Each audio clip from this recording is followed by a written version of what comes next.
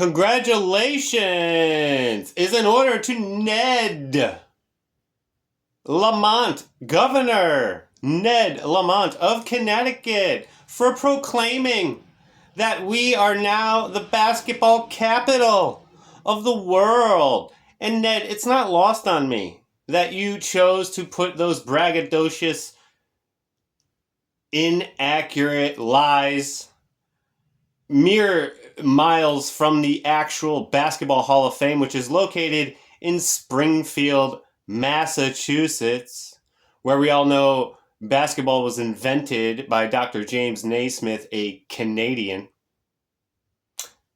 Oh, Canada. But anyway, yeah. Just like thumbing your nose to actual basketball fans. And Connecticut's corporate structure has allowed it to monopolize and purchase the best women's basketball players for at least the last 2 decades. And it's all been regulated now, so now they can do it on paper. But before that, they really got all the best women's basketball players to come to Connecticut. So, there's 17 national championships, and how many? Most of them are the women. The men haven't really done any heavy lifting. So, for your sign to be accurate and maybe looked at with some respect, it should say the women's basketball capital of the world. I would agree with that. Even though it was purchased and it's manufactured and fabricated and processed and not fucking real at all, you could still claim it. But doing some research for this video, because I'd like to be informed, I found out that you, on the borders of New York, are proclaiming we are the pizza capital of the United States. You didn't put world because there's this place called Italy, so good job there. But now also I kind of want to agree, but you putting it specifically on the New York border, where New York again, kind of like a jerk move. But wait, it gets better. I found out that if you enter Connecticut from Rhode Island, we now proclaim that we are the submarine capital of the world, as if that's anything to be measured.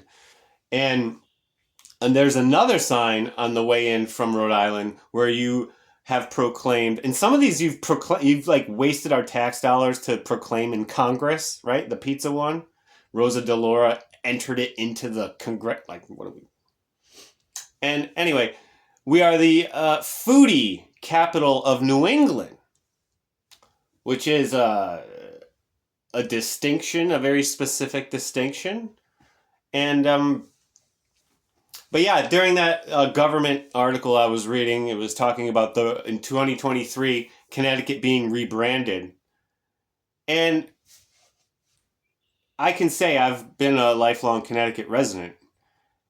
We are, out of the 50 states, we are the state that does not have a characteristic. We are corporate shills. There's like pockets of leftover blue collar culture, but it's all been run down and oppressed, and it's barely there, and we're fleeing whenever we can.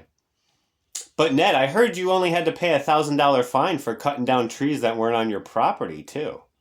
I heard that like you circumvented the laws, because I know the laws, because I had to do some other reading about a powerful lawyer.